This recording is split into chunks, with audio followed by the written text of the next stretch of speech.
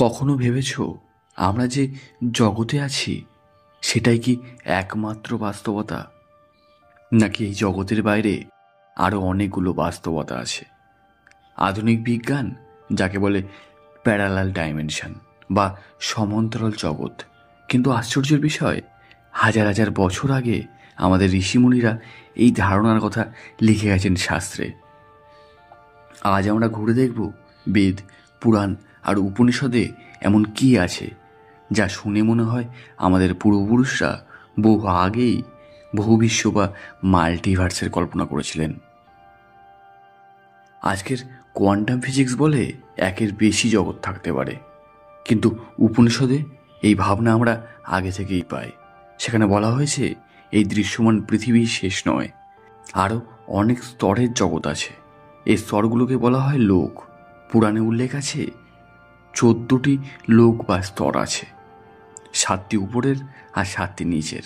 প্রতিটি লোকের নিজস্ব নিয়ম, নিজস্ব সময় আর নিজস্ব বাসিন্দা।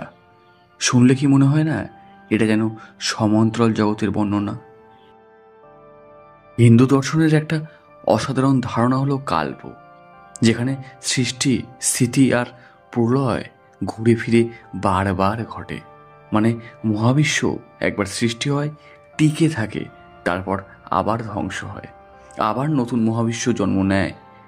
বিষ্ণু পুরাণ আর ভগবত পুরাণে বলা আছে এমন অসংখ্য মহাবিশ্ব একই সঙ্গে বিদ্যমান। ব্রহ্মবৈবর্ত পুরাণে তো এমনও লেখা আছে অসংখ্য হিরণ্যগর্ভ বা সোনালি ডিম সমুদ্রের মধ্যে ভাসছে, প্রতিটি একটি সম্পূর্ণ মহাবিশ্ব। ভাবতে পারছো আমাদের মহাবিশ্ব নাকি সেই অসংখ্য ডিমের মধ্যে শুধু একটি।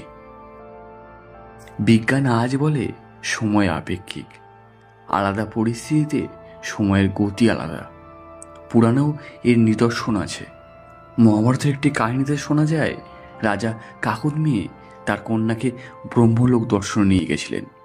সেখানে তার মনে হয়েছিল সামান্য সময় কেটেছে, কিন্তু পৃথিবীতে ফিরে এসে দেখলেন হাজার হাজার বছর কেটে গেছে।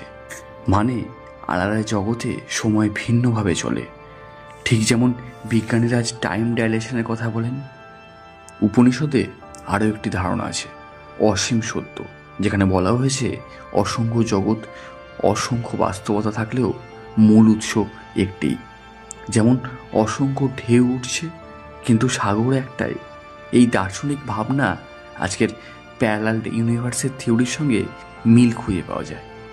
বিজ্ঞানীরা বলেন অসংখ্য বাস্তবতা থাকলেও হয়তো সব একই মহাজাগতিক শক্তি থেকে জন্ম নিচ্ছে। তাহলে কি বলা যায় আমাদের ঋষিমুনিরা বহু হাজার বছর আগে এমন সব রহস্য বুঝেছিলেন যা আজ বিজ্ঞান আবার নতুন করে আবিষ্কার করছে? বেদ পুরাণের এই কাহিনী হয়তো সরাসরি বিজ্ঞান নয়, কিন্তু প্রতীকী ভাষায় তারা এক ধরনের মহাজাগতিক সত্যের ইঙ্গিত দিয়ে গেছেন।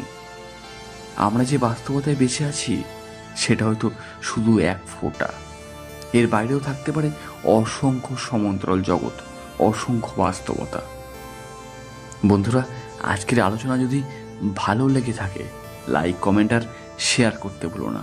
আর হ্যাঁ, দ্য থিঙ্ক ভাইব চ্যানেলটিকে সাবস্ক্রাইব করে রাখো, কারণ সামনে আরও এমন রহস্যের কাহিনী নিয়ে আমরা ফিরব।